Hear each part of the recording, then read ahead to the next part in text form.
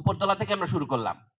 সেটা একটা হচ্ছে রাষ্ট্র ব্যবস্থার সংস্কার, যেমন আমলাতন্ত্রটা কিভাবে হবে, এখন যে তর্ক চলছে আগুন জ্বলছে, এর মধ্যে আমলাতন্ত্রের প্রশ্নটাও আছে।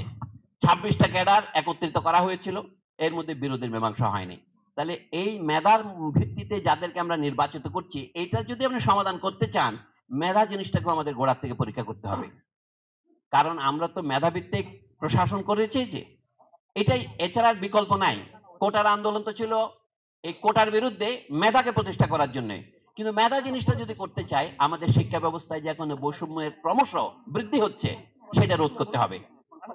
এই যে আপনারা ক্যাডেট কলেজ করেছেন, এই বিষয়ে কোনো কথা বলছে না। ক্যাডেট কলেজের শিক্ষার যে মান, সেই মান থেকে অন্যরা কেন বঞ্চিত হবে?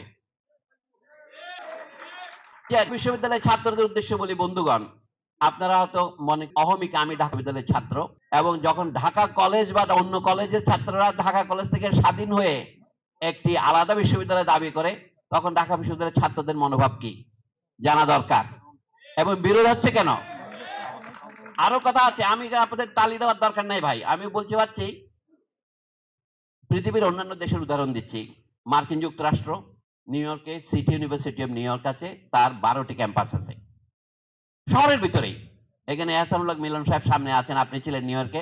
প্যারিসে ইউনিভার্সিটি অফ প্যারিসের 8টি শাখা আছে। ঢাকা বিশ্ববিদ্যালয় যে অর্থে একটা বিশ্ববিদ্যালয় এত ছাত্র বেড়েছে, অন্যান্য বিশ্ববিদ্যালয়গুলোকে যদি আমরা ঢাকা বিশ্ববিদ্যালয় 2, ঢাকা বিশ্ববিদ্যালয় 3, ঢাকা বিশ্ববিদ্যালয় 4 বলি, কোনো অসুবিধা হতো না। জায়গার অভাবে জগন্নাথ বিশ্ববিদ্যালয় ঢাকার বাইরে নিয়ে যাওয়ার কথা হচ্ছে। আমি বলছি শিক্ষা ব্যবস্থায় কিছু সংস্কারের প্রশ্ন আছে, সময় নাই বলে আমি আলোচনা করব না। প্রাথমিক, মাধ্যমিক, উচ্চ মাধ্যমিক পর্যন্ত এটা হচ্ছে বুনিয়াদী শিক্ষা। এইখানে যদি আপনি ন্যায়ভিত্তিক শিক্ষা করতে চান, আপনার একটি প্রশ্নের জবাব দিতে হবে।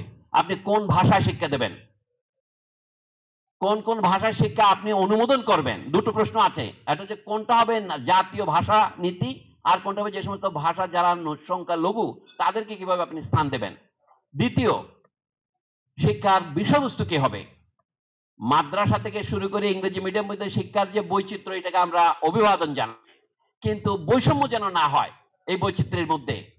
যদি সবাই সাহায্য পায় এবং সবাই যদি তাদের নিজ নিজ পাঠ্যসূচি, যেমন মাদ্রাসাগুলিতে যা পড়ানো হয় সেটা হচ্ছে ধর্মীয় শিক্ষা, আপনি ধর্মীয় শিক্ষাকে অনুমোদন করবেন। কাজে আপনি বৈজ্ঞানিক শিক্ষাকে অনুমোদন করবেন। কোন পর্যায়ে কি শিক্ষা হবে শুধু বিজ্ঞদের ব্যাপার নয়।